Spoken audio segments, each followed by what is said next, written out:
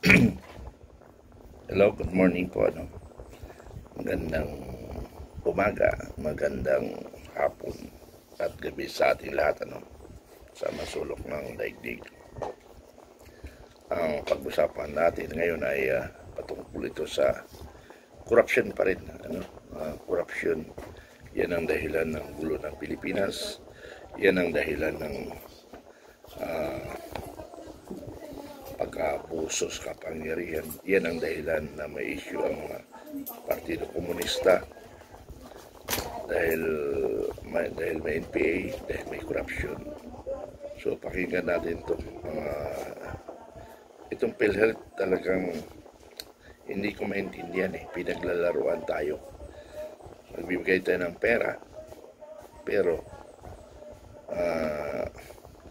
ginagamit naman, pinaghihibang pa nila na mayroon silang savings. Bakit magkaroon tayo ng savings? Kulang pa nga ang PhilHealth pambayad sa mga kababayan nating Pilipino. Pero bakit ginagawa nilang savings? Pinagkakitaan, di ba? Nung issue 90 billion pesos. Gusto nila ipasok sa loob ng kaban ng gobyerno. Kulang pa nga ang gagamitin ng taong bayan. Ewan ko ba, hindi ko maintindihan ang ating gobyerno. Pakinggan natin muna itong interpolation ni Senador Marcolita. Katakot-takot na corruption po sa PhilHealth. Tingnan na lamang po ninyo kung bakit nawawaltas. Ginawa pong bilking cow ang PhilHealth nung kami po ay inimbestiga namin. Kunwari po na-admit ang isang pasyente. 2 days lang pong nag-admit.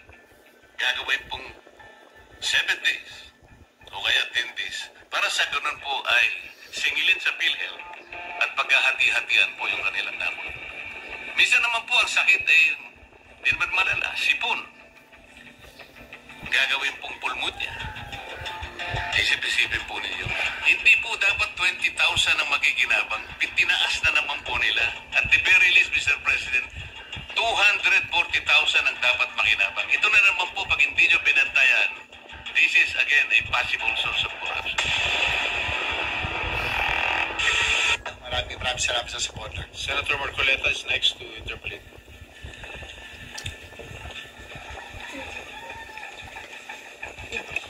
Maraming salamat, Mr. President. I hope the good senator from San Juan is still available for a few questions. Anytime from coming for you, Senator Marcolita. Salamat po, Mr. President. Wala naman pong debate na kailangan talagang hanggat maaari ay sapat ang pondo ng PhilHealth para mapaglingkuran ang ating mga kababayan, lalong-lalo na po yung nasa panig ng kahirapan.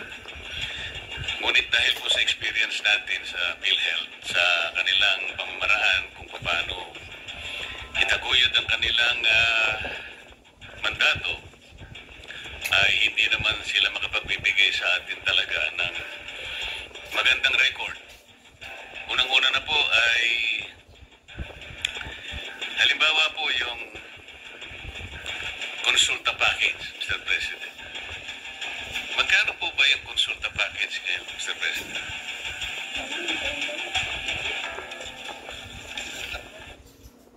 Huwag ka nang magsuot ng mababang kalidad na reading glasses. Ito ang uri ng salamin na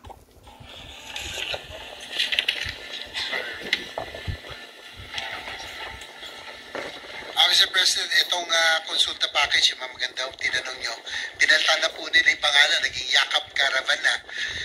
It's about 1,700 ang budget po per person, Mr. President. Magkano po, Mr. President? 1,700 pesos. Yan po yata sa konsulta package, Mr. President. Kasama pa po yata yung serbisyo ng doktor, tama po? Yes, Mr. President, kasama po yung serbisyo doktor, basic check-ups, lab test, and yung pinaka-basic po na... Kasama po yung laboratorio, Mr. President. Dapat po, kasama po. Sa palagay po ninyo, magkano po? 1,700. Sa 1,700 po ba, Mr. President, kasama na po yung serbisyo ng doktor, laboratorio. Magkano kaya ang matitira po para kahit sa simpleng, halimbawa, simpleng Sakit na lang. Na-estimate po ba ninyo, Mr. President, na talaga namang hindi na realistic naman yung 1,700. Siguro po noong 1950 siguro baka sakaling mataas pa po ang mataas pa po ang halaga ng piso noon. 1950 siguro, ang palitan ng dolyar siguro baka mas mataas pa yung baka isa 5 centimos natin noon isang dolyar ng Amerikano, Mr. President. Hindi ko po alam. Kasi si Senator Jinggoy po napanganak na ng 1950s. Ako po 60s po ako Ano po, realistic po yung 1,700 na konsulta package, Mr. President? Ito pong 1,700, does that include the professional field? Yes, Mr. President. Kasama yung laboratorio. Ano pa po kaya ang mabibili? Of all the doctors? Is it Yes, standard Mr. fee? President. Kaya po, okay lang po yung masapatan po talaga. How did they derive on that figure? Baka masasagot po ng inyong butihing kapatid, Mr. President. Yes, Mr. President, sa totoo lang po na medyo titignan yung 1,700 for the basic check-ups and lab test, including doctors. Para pong ulo pa. Pero tinaas na po natin ito tinaas na po ito na nung una po ay 1,200. So ngayon po ay 1,700. Pero sana nga po ay inaano natin ng PhilHealth na aside from the case rates at iba pa, na magtaas po sila para naman maging mas maging katotohanan. Tama po kayo. I agree with you na hindi na ho realistic pero kahit pa paano, this is the budget that was given to all Do you have any breakdown of it? Kasi ang laboratory test, pagka CBC, complete blood count, lagpas 1,000 na po yan. Kung kompleto talaga yung gusto nyo malaman sa inyong sa resulta sa blood test. Tapos may doctor's fee pa. I don't think that is sufficient enough. Yung 1,700 is sufficient enough. Yan nga po ang aking tinatanong, Mr. President, kung sino po ang kumuwenta nito. Kung ang kumuwenta po nito ay taga dito sa ating bansa o baka naman po sa ibang bansa po na ibang klaseng salapi ang kanilang ginamit. Kaya nakakapagtaka po, pinag-uusapan po natin ng isang napakamahalagang pasilidad na talagang magiging sandigan po ng ating mga kababayan sa panahon ng kanilang karamdaman. Pero kung 1,700 po, alam po nyo, yung aking pong bunsong anak, meron pong isang simpleng alaga na aso. Alam po ba ninyo kung magkano po ang nagagasta niya yung parang paliguan? Kasi po may shampoo pa po yata ang importante na yung meron tagagupit po ng kanyang pati kuko po ginugupit at nagkaroon po ng grooming. Yung 1,700 po para sa aso hindi pa po sapat. Hindi pa po sapat Itong pinag-uusapan po natin, Mr. President, Your Honor, tao po mga tao po ito. Kaya po, hindi po magiging maganda kahit na po pag-usapan natin ang napakagandang pinaka-noblest na objective po ng PhilHealth. Kapag ka itong ganitong klaseng mga pamamaraan ay hindi po nila talaga babalikatin, para lang po tayong nagpapatintero dito, Mr. President. Tingnan po ninyo, Mr. President. Based on PhilHealth's latest data, while 102 million Filipinos have registered with PhilHealth, only 27.8 million or 24% are enrolled with Consulta. So, naka-enroll po sa Consulta. Ilan percent po? 24% lang po ang naka-enroll out of 102 million registrants. Kahit na po naka-register kung 1,700 lamang po ang package, baka po sa daga pwede po ito, Mr. President. Gusto ko lang po malaman kung kanino po galing yung 1,700 pesos per package. Kung PhilHealth ba? Sino ba? Kaya po nung tinanong ko po, Mr. President, ang sagot po ay 1,700 sinagot po ng ating Yeah. Where did that figure come from? Siguro, Okay.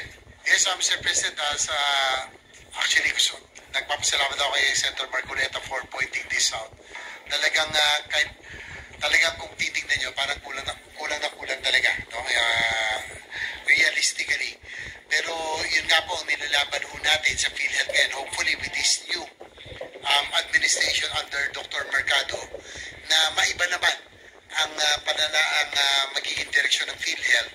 Dati po kasi nung panahon ni Manuel Ledesma, parang yung pagtrato niya sa PhilHealth para pong ginawang private corporation na alam niyo naman Mr. President, sa insurance, ang ugali ng private insurance, kung makakatakas sa liabilities yung mga dapat nilang bayarin, doon po sila kumikita at the end of the year. Pinagmamalaki nila yung kanilang savings and kanilang kinita, no? Pero in the case of PhilHealth, dapat po dahil po yung government agency, and this is the only agency that is tasked to implement universal healthcare, dapat po talaga ay inuupos ito sa ating mga pasyente, sa ating mga kababayan. Okay. Hopefully, Mr. President, with the new PhilHealth head, Okay. Narinig naman natin, ano? So, yung 90 billion, kinukuha pa ng government, gagamitin nila. Hindi sa sakit. Tingnan nyo yung gobyerno ngayon. Mabuti na lang nakialam ang Supreme Court, kaya 60 billion lang ang nakuha nila. Hindi ba sila sapat sa mga pinagnanakaw nila sa gobyerno? Pero anyway, ganoon talaga ang ating gobyerno. Pero magantay lang tayo ng 3 taon. Pero tingnan natin kung aabot pa siya ng 3 taon. Pero ang makakasagot niyan, mga kababayan, taong bayan. Taong bayan ang may sagot. Doon sa Section 1, na kung saan ang kapangyarihan ng mga nasa gobyerno emanates from the people. Kasi ang gobyerno natin ay for the people, by the people, of the people. Meaning tayo ang makapangyarihan kaysa sa Pangulo. Pero paano natin gamitin yan? Gagamitin natin yan kung tayo ay nagkaisa na tinatawag People Initiative Republic Act 6735. Lagi natin binabanggit yan kasi maraming Pilipino na natatakot. Natatakot tayo. Natatakot tayong makulong, natatakot tayong mawalan ng trabaho. Hindi ko maintindihan. Bakit ang daming natatapang sa atin, pero natatakot naman sa karapatan? Ay, hindi ko alam. Sana Filipino wake up. Filipino wake up. Especially those keyboard warrior. Wake up. Kumilos tayo. Hindi lang puro tayo keyboard. O hindi lang puro tayo comment ng comment. Ako comment ako ng comment, nagsalita ng salita ko to educate Filipino people and will organize the Filipino will be used in time of emergencies. What emergency? Basta emergencies needed by the Filipino. Salamat.